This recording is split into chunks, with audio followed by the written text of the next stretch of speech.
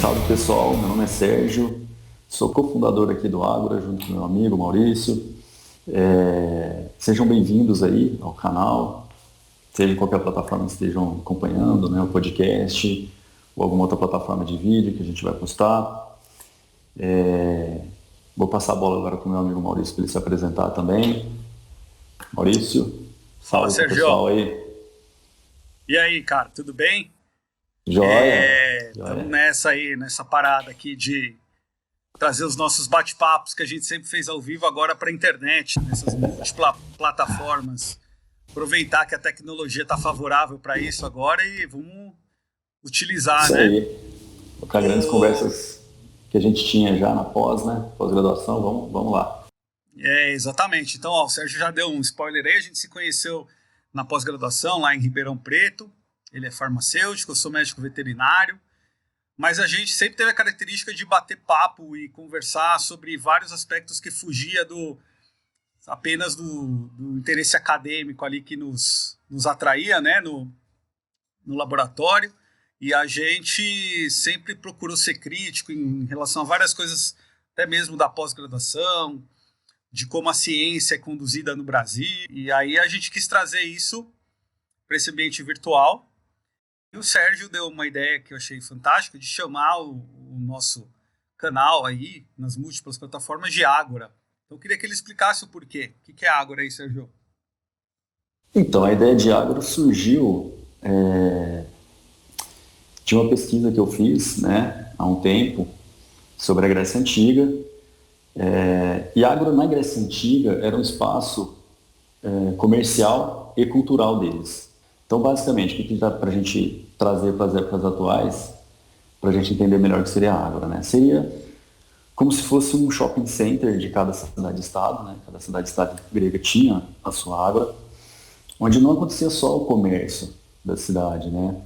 Fervilhava ali também altas discussões, grandes debates acerca de tudo que acometia a sociedade, né? Seja em termos políticos, econômicos, sociais, culturais, científicos, filosóficos. Então, assim, era um ambiente muito nutritivo, né, para que grandes ideias surgissem. E eu acho que é justamente essa ideia nossa, assim, a minha, do Maurício, de trazer esse ambiente, né, para que a gente consiga discutir temas importantes para a nossa sociedade. Muitas das vezes vão ser polêmicos, né, Maurício? Mas Bastante. eu acho que faz parte, é isso aí, né? Tem que ser. Então, é isso aí. A gente. Então, o Ágora é esse ambiente de discussão, né? É esse local propício para se discutir. Os gregos tinham muito essa característica de participação popular. Tanto que lá é o berço da democracia, com algumas ressalvas aí que históricas e filosóficas que podem ter, mas é na Grécia que as pessoas se reuniam em assembleia, se reuniam em praça pública. As normas legais eram passadas de forma oral, até como formato de poema, era uma coisa assim muito interessante, né? Tanto que no direito atual brasileiro, a gente segue muito as normas romanas, que eram normas que foram caracterizadas por serem escritas, codificadas. E o direito grego, ele era muito costumeiro, ele era muito oral, ele era muito de participação ali no dia a dia. Então você vê que isso é uma característica que ficou, né? E a gente gosta mesmo de conversar. A gente aqui acha que essa história de que não se pode falar de política, futebol e religião é bobagem, porque acho que tudo isso faz parte da nossa vida, né? Pois é, Então a gente não vai trazer nada de tema polêmico aqui.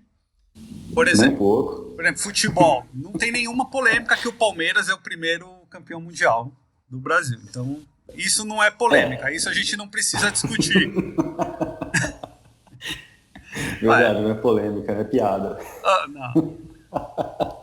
Um torcedor pode falar isso, mas um jornalista que for estudar os fatos vai ver que o Palmeiras é o primeiro campeão Tá mundial. certo. Tá certo. A ideia é justamente essa, gente. A gente vai pegar. Cada episódio a gente vai trazer um ou dois temas que que são de relevância, né? E tentar discutir eles assim de forma mais leve, não muito acadêmica, né? Muito catedrática assim. Óbvio que de vez em quando a gente vai trazer, dependendo do tema, como o de hoje, né? A gente vai falar sobre ciência. A gente vai pescar um ou outro tema aí que é um pouco mais técnico, mas nada de muito pesado. A gente vai tentar trazer uma coisa mais leve, mais corriqueira, né? Para que todo mundo consiga entender. E eu acho que isso é o mote, porque assim, temos uma formação de pesquisador, né? Nós dois chegamos até o ponto de cursar o doutorado e chegar nesse ponto aí de uma carreira de pesquisador, de cientista. Mas a gente sempre foi crítico à forma como a ciência tem sido instrumentalizada, né? Tem sido usada até reproduzindo as desigualdades que você tem em vários âmbitos da sociedade, a ciência acaba reproduzindo também, né? Então, assim, a nossa proposta aqui é conversar, não do ponto de vista acadêmico, isso existe muita gente fazendo já, mas de talvez trazer um pouquinho do papel da ciência no nosso dia a dia, na nossa vivência aí, porque a gente está vivendo um momento onde fica claro que a ciência está sendo colocada contra a parede, né? Nós estamos passando por momentos incríveis de negacionismos que não dá nem para... Há 10 anos atrás, se alguém contasse, a gente ia dizer que era piada, né? Então, o terraplanismo científico agora... O charlatanismo científico. Então. E num momento aí que a pandemia pôs à tona a importância da ciência, por outro lado também reforçou um pouco o discurso desses que a renegam, né? Eu vejo, por exemplo, muitos, você mencionou terraplanistas, né? Essa iniciativa de terraplanista criar um método científico, né, para querer comprovar a hipótese deles e tal. É uma característica, eu acho, que da democratização da própria ciência. Eu acho que é positivo no que diz respeito a todo mundo ter acesso à ciência, né, ao que vem a ser ciência. E a metodologia científica, né, eu acho interessante, mas eu acho que está sendo utilizado assim, de uma forma muito vulgar, sabe? Eu vou usar esse termo aqui para ser um pouco eufemista. Que é a vontade até de usar outro termo. Porque, assim, fica claro que é muito viesado, né? A pessoa vai lá, cria, sei lá, um experimento X para provar que a Terra, na verdade, não tem curva, né? E essa metodologia é completamente sem embasamento nenhum. E hoje em dia, qualquer coisa que favoreça o discurso, né, se vende como científico, né? Olha, eu fiz um experimento aqui, deu tal resultado que corroborou o meu discurso, corroborou a minha retórica, e é isso, né? Virou ciência, a coisa ficou muito, muito vulgar sem critério, né? Então, eu acho interessante a gente trazer um pouco assim do que é realmente a ciência, de como ela funciona, né? Para a discussão, para deixar bem clara essa diferença, né, do que é essa ciência. E um outro tema que a gente já tinha conversado, né, Mário, sobre pseudociência, que talvez a gente trate aí em uma outra oportunidade. É por aí, porque fazer um experimento não significa que você está fazendo ciência, né? Eu acho que essa é a primeira premissa. A ciência ela parte de uma linha do tempo lógica, onde a coisa tem que seguir alguns passos, né? Então, o primeiro passo é você ter ali a sua hipótese, ela vai surgir por várias condições, por observação, por constatação de fatos, tudo. Você vai ter uma hipótese do que possa acontecer para explicar aquilo que você está querendo observar. Daí, a partir disso, você tem que criar formas de tentar mensurar, de alguma maneira, alguns atributos que vão corroborar ou não com aquilo que você está tentando fazer hipótese. E o que eu acho que a maior diferença que tem aí quando a gente fala disso é como você prepara o terreno, tanto da coleta dos dados quanto da análise dos dados, e no método científico correto é feito com uma baita tratamento estatístico, epidemiológico. Você tem que entender qual que é o impacto de você avaliar em 10 pessoas ou em 1 milhão de pessoas, né? Aquilo que você está querendo testar, por exemplo, um medicamento, uma vacina. E entender que, na verdade, o que você tenta provar não é o quanto você está certo, é o quanto você pode estar errado. A estatística, ela tem muito esse lado, assim, vamos medir o quanto eu aceito de poder estar errado, porque a ciência não vai dar uma resposta final. A gente tem essa falsa sensação, talvez até trazido um pouco pela mídia, né? Sempre tem aquelas manchetes assim, cientistas americanos descobriram que a cura para alguma doença. Aí você vai ver que não é bem assim. Eles estão ali trazendo indícios de que isso vai acontecer, que estatisticamente isso tem funcionado para a maioria das pessoas, né? Então, quando o cara pega uma régua lá e coloca na linha do horizonte no mar e fala, a régua é reta e o olhinho do horizonte é reto, então a Terra é reta, né? Ele pode fazer isso, mas do ponto de vista científico é bem contestável, né? E tem uma coisa que daí eu queria que você falasse um pouco, Sérgio, que eu acho que você tem sempre uma boa opinião sobre isso, que depois que você tem todo esse resultado minimamente trabalhado, você vai fazer um confronto com o que a literatura científica já traz, né? E tem outras pessoas, muitas vezes, pesquisando aquilo que você também está hipotetizando, e aí tem que passar pela revisão dos pares. Eu queria que você falasse um pouco disso. Você é um cara... A revisão dos pares, assim, de uma forma simples, né, de entender, imagine que você formule uma hipótese, né, e para formular essa hipótese, para comprovar ou não essa hipótese, você cria uma metodologia científica, né, que nada mais é do que você acabou de explicar. São algumas ferramentas que você pode utilizar para fazer aferição, medição de algum evento ali que você observou. E a partir dessa metodologia, desse teste que você faz na sua hipótese, você gera dados. Esses dados vão ser tratados estatisticamente, como o Maurício explicou bem. E depois que isso foi gerado, você, em termos gerais, publica em alguma revista científica. Essa revista científica vai ser acessada por outros pesquisadores que são da sua linha e vão ser analisados esses dados, né? Depois que a pessoa faz o envio desses dados para a revista científica distribui para pares, por isso que chama avaliação por pares, né? Por cientistas que são daquela área. Esses cientistas eles vão analisar aquilo de cabo a rabo, detalhe por detalhe da sua metodologia científica, da sua hipótese, e vão discutir em torno disso, né? A ciência, a grosso modo, ou de forma resumida, acaba sendo isso, né? É um grande debate global que existe acerca das diferentes áreas aí do conhecimento, né? E pode falar, Maurício. Não, como eu falei, eu acho que um dos pontos-chave é que é isso. Você não pode ter a pretensão, como cientista, de achar que você vai dar respostas finais. É isso, é esse grande debate mesmo. E a ciência, ela se permite, ela segue um método científico, ela não está tão preocupada com o resultado final.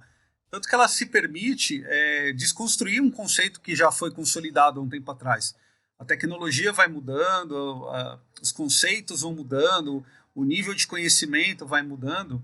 Então, é claro, depois, à luz do que Einstein descreveu sobre os fenômenos físicos, confrontou claramente o que o Newton já tinha descrito. Mas tem que entender que Newton tinha uma limitação de ferramentas que, para a época dele, era totalmente plausível do que ele achasse aquelas conclusões que ele tirou. E tanto que Newton é considerado um dos maiores cientistas da história da ciência. Ele deixou legados aí na área de matemática, de física, de várias coisas que são usadas até hoje. Então você vê, ninguém fala, Newton foi um cara que falou só bobagem, né? Muito pelo contrário. A ciência tem esse aspecto de se autorregular, né? De se avaliar. E é isso que é fundamental. Que é diferente dessa postura mais intransigente de que, tipo, olha, eu sou contra. Eu sou contra porque eu sou contra. Né? Minha opinião, né? Então, E a ciência não está nem aí para sua opinião. Exato, exato. A ciência, para ser bem direto, tá? Ela é ditatorial. Ela não se dobra a opiniões. Fato é fato, né? Uhum. Você acha um fato científico a partir de uma pesquisa, enfim. E esse fato, ele é concreto, né? Lógico que pode acontecer isso, invariavelmente acontece isso que o Maurício citou, né? De alguns modelos serem desditos depois de um certo período, mas aí é em função da própria restrição tecnológica, muitas vezes, que acontece quando aquela hipótese foi formulada e foi aceita, né, no mundo acadêmico. Mas, via de regra, é assim, a ciência não está aí para a sua opinião. Você não pode opinar. Olha, eu acho que, na verdade, ali a densidade da água não é 1, hein? Eu acho que, na minha opinião, isso não existe. Não, esse assunto aí me remeteu ao começo da nossa conversa, quando a gente estava falando de Grécia, né? A gente aqui, vocês viram que a gente é um entusiasta do método científico, né? De como essa forma regrada de pensar é positivo para você não ser tendencioso lá na frente. Só que a gente tem uma preocupação, a gente sempre conversou muito sobre isso, que a ciência também tem sido um pouco pragmatizada e instrumentalizada. Então, lá na Grécia, o que era um cientista? Não se tinha uma separação evidente do que era um filósofo, um autor de literatura, um cientista de astronomia, de anatomia, né? Normalmente eram pessoas interessadas em descobrir coisas que o mundo estava oferecendo, e era um conceito de ciência muito universal, né? Tanto que acho que a gente chama universidade por causa disso, né? Era para ser um conceito universal. E a gente tem separado muito o conhecimento.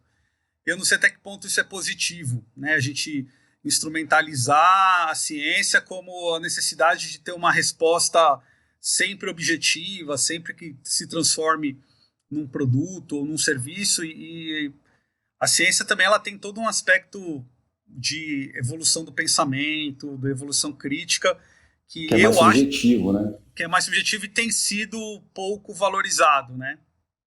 Com certeza, com certeza. Porque, assim, basta a gente pensar, os filósofos da Grécia Antiga, isso falando, tá, em termos de Ocidente, né?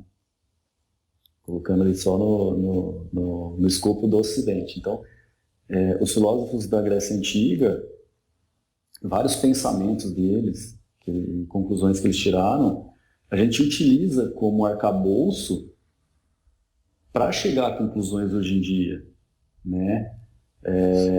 A dialética, né? Por exemplo, a dialética aristotélica, ela foi criada de forma subjetiva, ela é subjetiva, e a gente usa essa subjetividade para organizar pensamentos científicos, né? Uhum. Então, assim, a coisa não é simplesmente eu ter uma ideia de, olha, então, eu vou criar um objeto tal para exercer determinada função e vai ser isso, né?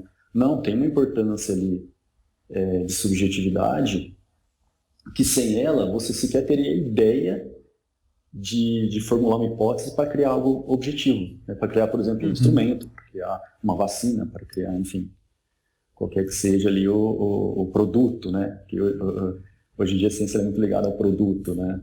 Tudo ali acaba sendo uma representação do sistema capitalista, né? Então você tem que criar um produto, você tem que criar um... Não, isso fica bem claro quando você vê, por exemplo, o nível de financiamento que se tem para ciências humanas, pelas agências de fomento, Sim. pelas agências que pagam bolsas para os alunos, projetos de pesquisa, né?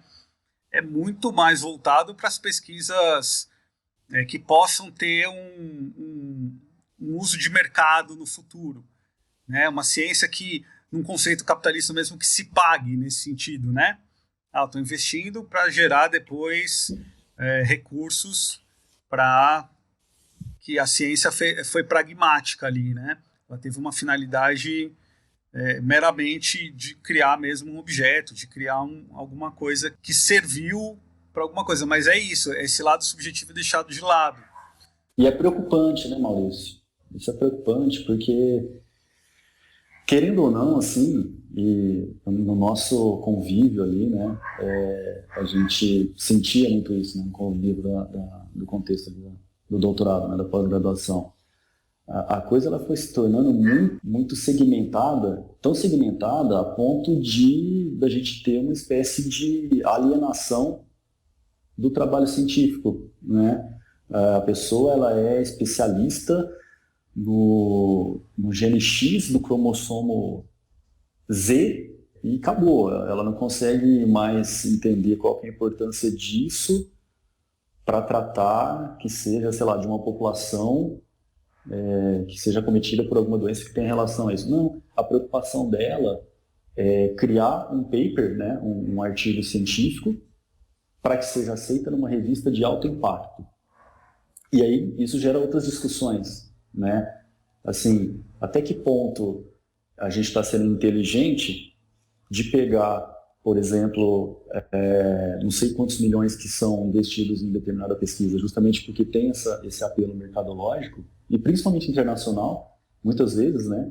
Internacional nem é para a nossa própria problemática aqui, em termos nacionais, só porque a revista do país tal, que tem um impacto 7, sei lá, um impacto 1 milhão, vai aceitar. Então, assim, na nossa ótica, e a gente conversava muito isso, né, na ótica do Maurício, a publicação ela é um meio, ela não é um fim. Né? E, infelizmente, a pressão do sistema capitalista, e aí eu sei que vão falar que é mimimi, né? Falar, eu estava falando de sistema e tal, mas o sistema capitalista ele simplesmente abrange tudo que a gente vive nele, né? E a ciência não foge disso. Então, assim, a ciência ela foi aprisionada por esse sistema. Então, é preferível uma agência de fomento colocar milhões lá numa pesquisa que vai dar esse tipo de publicação científica, por exemplo, uma Nature da vida, do que às vezes pegar uma pesquisa que tem impacto grande aqui, em termos nacionais. A gente conversou já uma vez em relação, por exemplo, o exemplo que eu gosto de dar é pesquisa sobre Chagas, né? Uhum. Que a Faculdade de Medicina da USP, onde a gente fez o doutorado, tem. Mas a gente percebe, será que uma FAPESP, um CNPq, que são agências que dão dinheiro para que essa pesquisa seja feita, vão preferir dar dinheiro para essa pesquisa sobre Chagas ou para uma pesquisa que tenha um valor, entre aspas, maior para uma revista internacional, né? Então, assim, a gente acaba pervertendo um pouco a ordem das coisas, né? O meio se torna fim.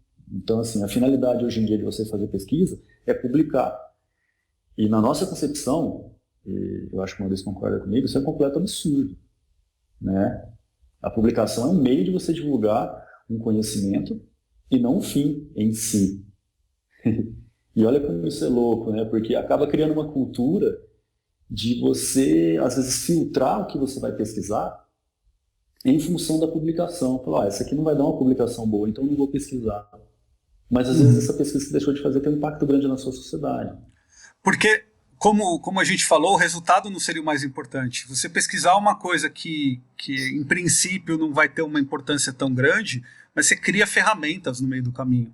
A sua pesquisa vai gerar formas de avaliar uma determinada coisa, independente se o resultado vai ser positivo ou negativo lá na frente, né? Que é outra coisa absurda, não se publica resultado negativo.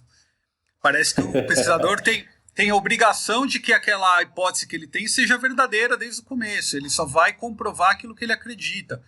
E seria tão importante quanto a gente dizer, olha, gente, esse caminho que eu segui, usando essas ferramentas aqui, não deu certo. Não repita isso, não vai gastar recurso, não vai gastar instrumentos de pesquisa aí para a gente repetir uma coisa que eu vi que já que não deu certo. Mas é meio que uma vergonha, né, para o pesquisador você ter resultado negativo. A Exato, sensação de que exato. eu errei. Em algum momento eu errei. Nossa, olha, eu formulei um absurdo. Então, e assim, as coisas. Por quê? Porque justamente você tem essa pressão de publicação. É bem isso mesmo. Quem disse que uma pesquisa publicada no Nature, que vai ter um olhar muito mais global do interesse científico, é melhor do que uma revista publicada em português aqui, quando eu estou estudando Chagas, que vai ter um impacto local super importante. Eu quero que os médicos do Brasil leiam sobre Chagas, eu quero que os médicos Sim. dos países em desenvolvimento leiam sobre Chagas. Não precisa estar necessariamente numa revista de ponta para que isso seja importante, né? Então a gente está desvalorizando a pesquisa e a ciência e hipervalorizando a publicação, né? Que a publicação é secundária, né? Uhum. Aí eu lembro de uma discussão, ô Maurício, que eu tive inclusive com a minha orientadora, né, de doutorado, em relação a isso, porque eu achava um absurdo. A Faculdade de Medicina de Ribeirão Preto, gente, para quem não sabe, ela tem uma revista científica própria, né? É evidente que ela não vai ter o impacto de uma Nature da vida, né? Mas ela tem uma importância ali local. E eu nunca entendi o porquê de não valorizar isso, Uhum. né? Era uma coisa assim, tipo, ah, não, a revista aqui local e tal. E daí? Vira o É refúgio, a né? comunidade. É, É vista pela própria comunidade. É visto pela própria comunidade como refúgio. Ah, se eu não conseguir publicar em nenhum lugar, eu publico aqui na nossa revistinha mesmo, que aqui passa. Então, assim, é pervertido o conceito mesmo. é bem isso, assim. E tudo acaba sendo também um microcosmos ali do que a gente já mencionou, né, agora há pouco. É um microcosmos de como a coisa funciona em termos do sistema econômico, né, do capitalismo, porque aqui é aquele investimento que você vai ter que ter algum fruto, né? E a coisa da meritocracia, né? Acho que a ciência se apropriou muito desse conceito da meritocracia. Então, você conversa com o seu colega em termos de índices. Ah, meu índice de produtividade, o impacto que eu tenho, né? Sendo que aí você está perdendo o meio do caminho, que é discutir as coisas como foram feitas. Tanto que, Sérgio, acho que você e eu temos bastante exemplos, e qualquer colega aqui que esteja ouvindo, que é pesquisador, de pessoas que fizeram cumprir as etapas de pós-graduação, conseguiram fazer o seu artigo, e esse artigo está onde? Está A engavetado. gaveta do, do Tá pesquisador, do lá no orientador. currículo, Lattes dele, mas o que virou para a sociedade? Aí sim eu trago não um pragmatismo da ciência pensando como mercado, mas como evolução social, né? Acho que Sim. aí sim a gente pode discutir o papel da ciência, não num pragmatismo de gerar recursos, mas de gerar bem-estar social para as pessoas. É isso que a gente precisa. Uhum. E que é deixado de lado, né? Então, assim, muitas vezes o cara se contenta, publiquei, fiz o que eu tinha que fazer, tá aqui, agora eu vou prestar um concurso para virar docente. E às vezes vai ser docente de uma coisa, ele vai simplesmente deixar para trás aquilo que ele publicou e aprendeu porque era para cumprir aquela etapa, né? Uhum. Era para rosquear aquele prego, né? Exatamente. E Maurício, assim, trazendo um pouco mais pro lado assim, não acadêmico da coisa, né, para que todo mundo entenda. Olha como uma coisa é pervertida. Você envia o que você produziu para a revista científica. A revista científica fica com o direito de copyright do que você produziu. Então, assim, olha que coisa absurda. E você Você gasta paga, dinheiro para produzir aquilo. paga Exato. para publicar. Muitas vezes você paga, exatamente, a publicação é paga, aí você produz o conhecimento, gasta dinheiro para isso, envia para uma revista, paga para ela ter direito sobre o que você produziu. Isso não é lá muito inteligente, pelo menos no meu ponto de vista, né? Imagine que você, então, colocar em termos mais do cotidiano aqui para todo mundo entender. Imagina que você produz alguma coisa, né? O colega e o amigo que está ouvindo ou assistindo. Você gasta dinheiro para produzir aquilo, só que aí você vai divulgar aquilo que você produziu. Você vai pagar para alguém divulgar aquilo e dar direito para essa pessoa explorar economicamente aquilo que você produziu. Você dá a patente daquilo que você produziu para a pessoa que você está pagando para divulgar. Imagina, isso não faz o menor sentido. Teve algumas iniciativas, né? Você falou disso agora, eu precisaria até olhar, faz tempo que eu não vi mais nenhum debate sobre isso. Mas algumas iniciativas de tentar boicotar um pouco algumas revistas que têm esse caráter bem de revista comercial mesmo, paga que eu publique. E eu não sei em que pé que isso tá, mas é um debate que tem acometido aí a ciência com força, porque realmente a gente é uma aberração. A gente tem que transformar. É sempre pela ótica do mercado, não foge. A gente não consegue tirar a ciência desse viés do mercado. É aquilo. Tem que virar alguma coisa que renda para alguém. E como sempre, a parte mais fraca acaba sendo até que isso acontece com livro, com direitos autorais.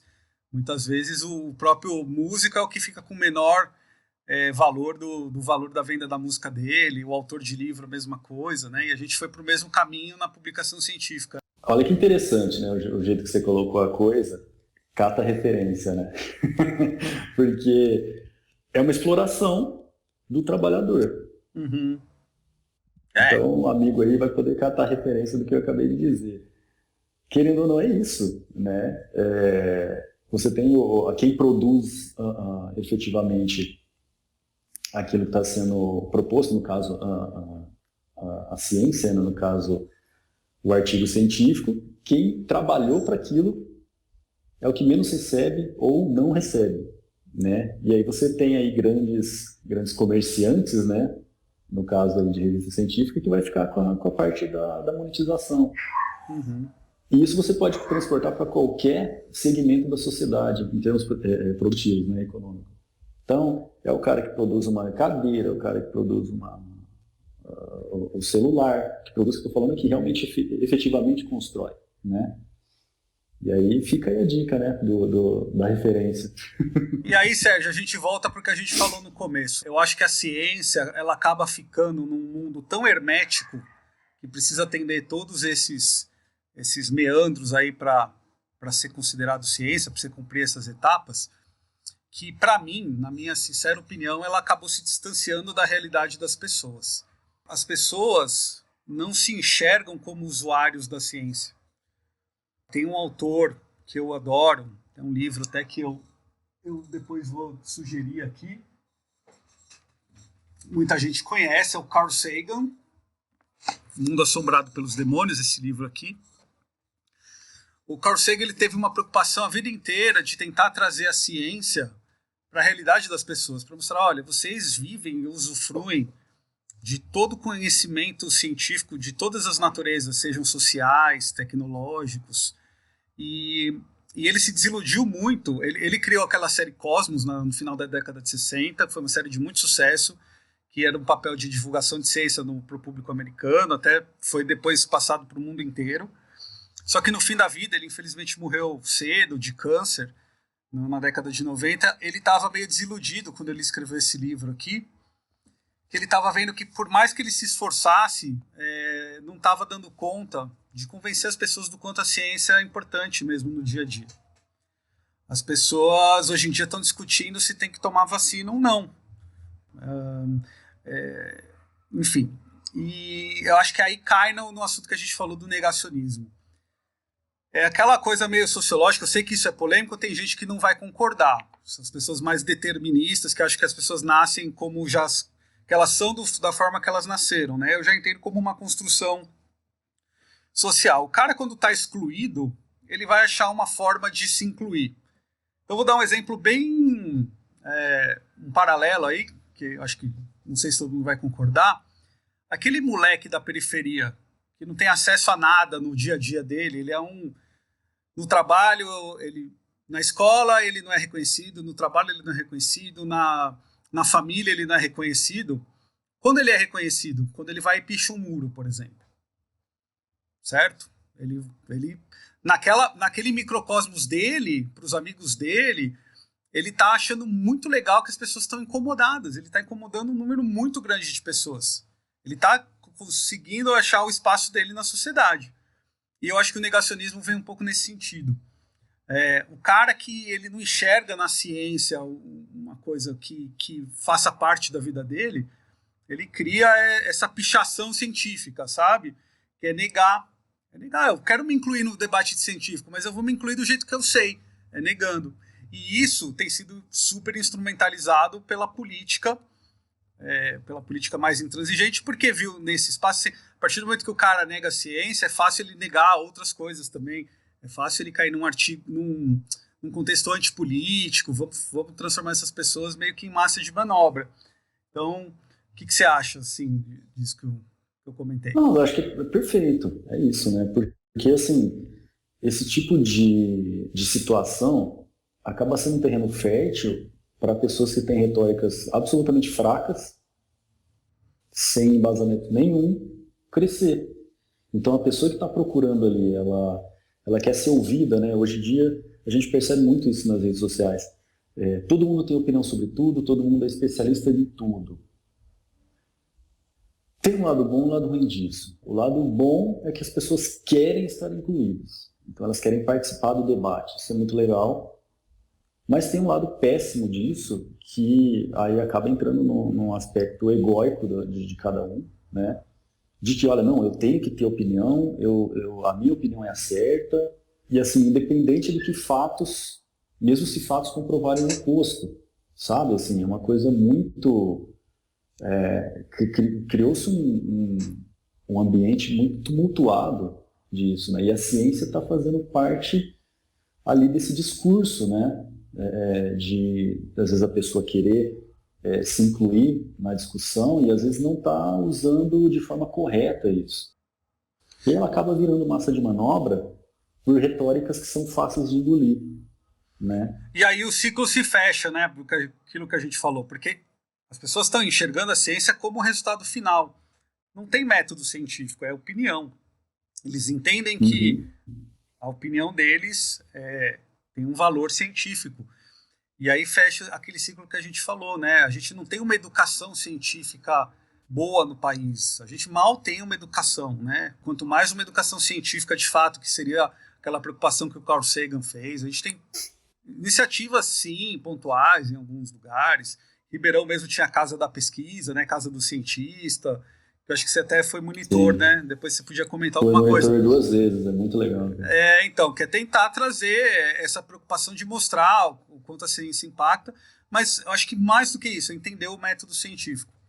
E aí, como isso não é bem feito, tudo vira ciência. Então, é fácil que a ciência seja apropriada, até pelas pseudociências, que o negacionismo talvez fosse o extremo disso, mas aí a gente pode entrar em várias outras searas que eu acho que vai ser objeto de futuras discussões. E o Carl Sagan, nesse livro aqui, gente, eu recomendo muito mesmo, o subtítulo do livro o título é O Mundo Assombrado pelos Demônios, e os demônios seriam justamente, não é um aspecto religioso, tá? Quando ele fala em demônio, não é o demônio cristão. Eu acho que é provocativo, mas não é. O demônio é esse que está tentando desvirtuar o papel da coisa, né? A gente está sendo assombrado sempre por essa tentativa de se tirar. E aí ele coloca a ciência vista como uma luz, uma vela no escuro. Então, assim, ilumina um pouquinho, mas ilumina. Ela te ajuda a achar um caminho ali para você conduzir. O próximo passo, né? Pelo menos o próximo passo. Eu acho que, ler Carl Sagan, para quem gosta desse assunto, quem gostou do bate-papo de hoje, eu acho que ler Carl Sagan é fundamental. Um cara que foi muito feliz nas coisas que ele trouxe e foi, como eu falei, uma perda precoce, aí morreu cedo. Infelizmente. Eu acho que a mensagem, Maurício, que a gente poderia deixar aqui, mensagem final, é de, assim, galera, use, tá? Não engulam saídas fáceis para problemas complexos, porque não existe. Tá? Um problema é complexo, ele precisa realmente ser estudado em toda a sua complexidade para que a gente consiga achar uma saída, isso quando houver saída, né? Porque tem muitas situações que a gente não consegue, infelizmente. Mas tão importante quanto o senso crítico é o senso autocrítico. Isso é uma coisa que, assim, eu acho que as pessoas têm que exercitar um pouco. Até que ponto aquilo que eu estou falando é absurdo? Até que ponto aquilo que eu estou falando não corresponde totalmente à realidade? Então, eu acho que a grande questão é trabalhar o senso crítico e autocrítico, sabe? Isso facilita demais a compreensão das coisas que acontecem. Não acreditar de uma forma tão fácil que remédio para carrapato vai curar uma doença que está afetando o mundo inteiro, né? Né? Então. É um remédio Parece para que tem outro gado, agora, né? né, que surgiu. É um remédio para gado, né? Não é um remédio para humano. É um remédio para gado, gente. Ó. Então, é isso que o Fica Sérgio falou. Aí também, de novo. Vamos pensar, independente de ser cientista, ó, ninguém tem obrigação aqui de ter nenhuma formação na área de biológicas, de medicina. Cara, Longe disso, gente. O mundo inteiro está passando por uma pandemia, morrendo gente pra caramba, com problemas na economia. Só o Brasil tem a solução, e que por motivos para atacar politicamente, a gente não está querendo aceitar, que é dar o remédio para gado, para as pessoas. Esse mínimo de autocrítica que o Sérgio falou, eu acho que já resolveria. Então é isso, gente. Trabalhem no seu aparato crítico e autocrítico, que vocês vão perceber que as coisas elas vão se iluminar, né? Essa velhinha do Carl Sagan, ela vai se proliferar, vai virar uma lanterna. Essa luz da vela vira um holofote, exatamente, um farol, um caminho para a gente seguir, pensando. O Carl Sagan falava muito disso, tá? Da ciência como uma forma de melhorar a vida das pessoas. Essa é a preocupação, né? Sem entrar em nenhum aspecto pragmático, mercadológico, econômico, mercadológico. Né? Então é isso. A ciência está aí para melhorar o nosso dia a dia, ver se a gente usa a ciência todo dia. Dá uma pesquisada, como funciona uma TV de LCD, como funciona um carro, como funciona um exame médico que você vai fazer, como funciona a vacina que você vai tomar, a água filtrada que chega na sua casa, tudo, né? Eu diria que é algo até mais fundamental, quer ver? Pega um ensinamento de algum filósofo grego e tenta entender ele. Uhum. Porque aí entra naquilo que a gente falou da subjetividade de algumas coisas da ciência que são colocadas de lado, mas que são de extrema importância. Se você parar para entender que seja um pensamento de algum filósofo, você vai começar a perceber que isso ilumina muito mais do que simplesmente aquele ponto.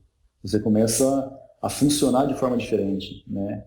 O seu pensamento começa a atingir lugares que você, às vezes, não imaginava. Não, e você vê, até depois de tudo que eu falei, até eu me peguei falando aqui, como benefícios da ciência, coisas práticas, né? Você viu? Falei da TV. Práticas, e assim, a ciência, esse momento histórico que a gente está vivendo, também é para ser entendido como uma forma científica. Ciências da sociologia, da história. Por que a nossa sociedade hoje pensa do jeito que está, o que a gente passou, isso também é pensamento científico. Né? Então não é só, de fato, a tecnologia que nos cerca. A tecnologia que nos cerca, eu acho que é a coisa mais material. Um fruto. É a coisa mais material da ciência, né? Mas a coisa mais subjetiva mesmo também está aí no dia a dia. Né? Tá aí para a gente analisar e pensar e ter pensamento crítico. E muitas das vezes até tem mais influência sobre a nossa vida do que os produtos, né, que são oriundos aí da ciência, né, a TV, o carro, enfim. Não, e mesmo porque, né, Sérgio, hoje em dia, com a velocidade da tecnologia, da obsolescência, eu vim do vinil, passei pelo CD, pelo MP3, agora estamos no streaming, e assim, não se apegue também à tecnologia, porque daqui 2 anos já está tudo diferente. Ela vira mas tem coisas que num relógio que vai girando ali, tem os mecanismos que giram rápido e tem os mecanismos lá dentro que giram bem devagar. É nesses que a gente tem que se preocupar. São coisas que a sociedade vai passando aos poucos, vai digerindo e amadurecendo. E aí é que a gente tem que tentar entender melhor. E é isso, Maurício. E outra coisa que eu acho importante a gente dizer também, que ciência, às vezes o estereótipo é daquele cara com um QI superdotado de 350, né, que só esse cara pode fazer ciência. Bobeira, né, gente? No dia a dia eu não conheci nenhum, só nos livros. Nem eu. Nem eu. Então, assim, todo mundo pode participar disso. O que você precisa, eu acho, assim, para realmente participar desse debate? O que eu falei antes, senso crítico e autocrítico. Meramente. Não, e já é um pensamento Tá? Não científico. existe gênio. Né? Isso já é um pensamento Sim. científico. Se você se propuser a ter esse pensamento crítico, você já está sendo cientista. Você já está começando a entrar no debate científico. Isso. Então, é isso. Acho que a mensagem principal hoje seria essa mesmo. E, gente, vamos lá. Com esse debate, a gente conseguiu talvez mostrar o que é o Ágora, né? O Ágora é esse espaço de debate. Por enquanto está eu e o Sérgio aqui, mas a gente quer que quem está ouvindo, quem está assistindo, use as ferramentas possíveis aí para participar. Se estiver vendo no YouTube, comenta aí, manda mensagem nas redes sociais. Like, se não gostou. Isso a gente agora tem que fazer o papel do youtuber aqui, né? Ó, dá o like, curte, clica no sininho, se inscreve no canal e isso aí, gente. Vamos participando. Quem sabe mais pra frente, Sérgio, a gente pode pensar num desafio aqui inicial do canal, já pensar em meta. Vamos ser bem corporativo agora, né? Nosso canal tem que ser corporativo. A gente tem que ter uma meta aqui. Exatamente, vamos bater essa meta. Quando a gente chegar em 300 seguidores, somando todas as plataformas, vai. A plataforma que a gente tiver, a gente vai somando. Quando chegar nos 300, a gente sorteia quem quiser aí vir participar um dia da gravação com a gente aí, participar de um debate, trazer legal, o tema. Legal. E aí a gente pode começar a fazer essa Ágora crescer aí. Vem pra Ágora, agora. Legal. Né? Aí, exatamente. Criou um gordão. Então é isso, gente. A proposta é essa. Quem chegou até o final aqui, quem teve paciência de ouvir até o final, talvez entendeu qual é a ideia desse canal aqui. É a gente ter esse bate-papo que a gente sempre teve na vida. Eu e o Sérgio, a gente, por motivos distintos, desde o final da pós-graduação, cada um seguiu um rumo diferente, cidades diferentes, distanciamento, filhos, cada um aí numa outra organização familiar. E a gente sentia muita falta de conversar, de ter esses bate-papos. E aí, com a popularização aí dos meetings e das ferramentas digitais de comunicação, a gente falou, vamos continuar conversando, e mais que isso, vamos registrar. Para nós, já, no mínimo, vai ser o nosso livro de memórias da vida, certo, Sérgio? Sim. E além disso, né, assim, essas ferramentas elas possibilitam aí todos vocês participarem com a gente. Sim. Tá? É algo que a gente pensou já antes de começar, né, a gravar esse primeiro episódio, na possibilidade de trazer vocês para os meetings também aqui, para participar, né, do canal. Eu acho que a ideia é essa mesmo. E se vocês gostaram, gente, dá um like aí. Se não gostaram, dá um dislike.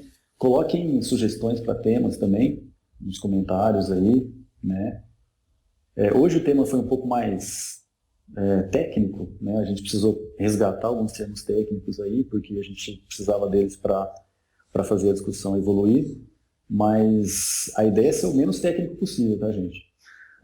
Não, e aí vamos confessar aqui, esse é o nosso primeiro episódio, vírgula, porque a gente tinha gravado já o primeiro episódio, onde foi bacana pra caramba, e aí fluiu muito bem, né? Os tiozão aqui gravaram errado, perdemos tudo. Então a gente tá aqui tendo que refazer e vamos em frente, mas isso aí, estamos felizes com o canal e contamos com a participação de todos. Então, pessoal, tem essa metinha aí pra gente bater, vamos lá. Divulga aí pros amigos. Sortear, compartilha, para quem está ouvindo no podcast ou no YouTube, a participação de vocês é fundamental para que o Ágora cresça, né? Esse ambiente aí de discussão, de debate. E vamos lá bater essa meta aí para a gente poder trazer algum de vocês para participar ao vivo aqui com a gente. Opa, vai ser show de bola. Beleza. Mas é para vir trazendo tema polêmico, hein? A gente aqui não quer ficar fazendo tricô, não. Hoje, né? Hoje foi o inicial, a gente mais assim, mas a gente quer mesmo tacar fogo no parquinho.